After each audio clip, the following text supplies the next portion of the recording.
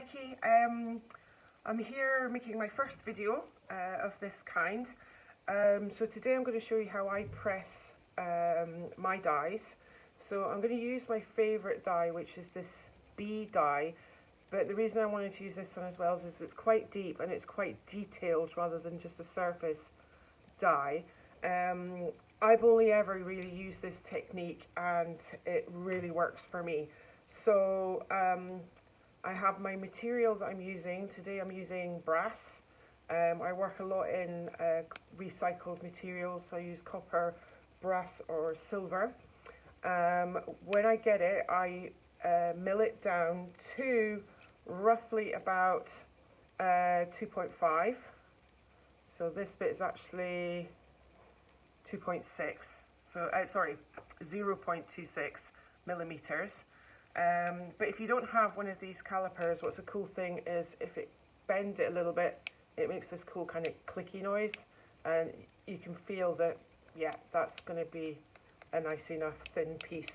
But not too thin, because if you make things too thin, they can break through. The material breaks in the middle. So what I do is I cut it to kind of the size, and then I tape it on the ends, on the sides. It doesn't really matter, and it doesn't have to be tight,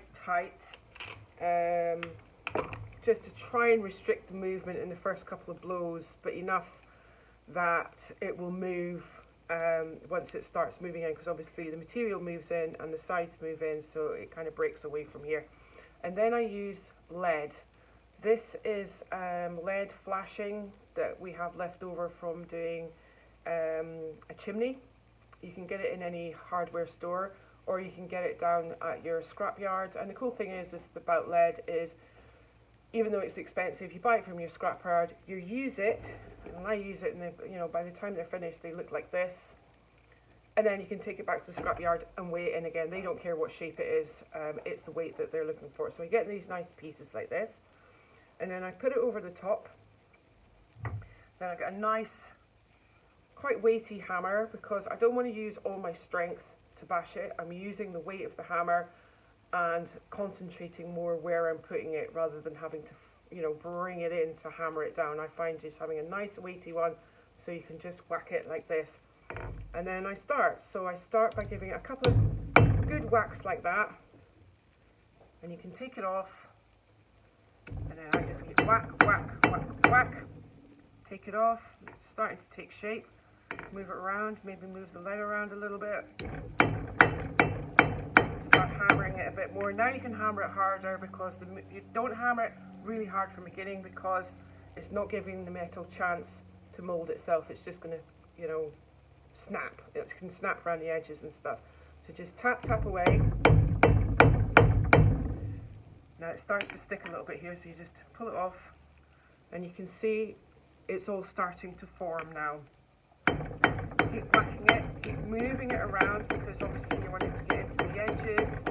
And you can see I'm not having to hit it too hard, I'm just tapping, tapping, tapping.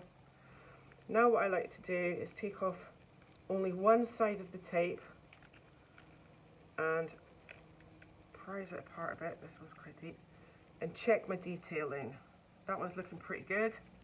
But if your detailing's not that good, it's now in a position that it will fit back in. And you can take it, say it's over here, you can actually go at an angle a little bit, get your lead into those grooves until you're happy with what it looks like, and pop it out. And there you go. A nice shape, which is now ready to file around. Now sometimes, if you want to, what I do is whack it even more around the edges. Turning, turning, turning. This takes a little bit more practice. And then what happens is, it does actually start to come, you can't really see it, but it does actually start coming apart around the edge, which means it's actually cutting it out for you around the edge, and then you've got less sawing to do, depending on whether you just want the shape of the actual bee. The best thing I find to start with is just to press it and then just maybe cut a circle round it rather than trying to do all the details. I do all the details now, and that's how it's done.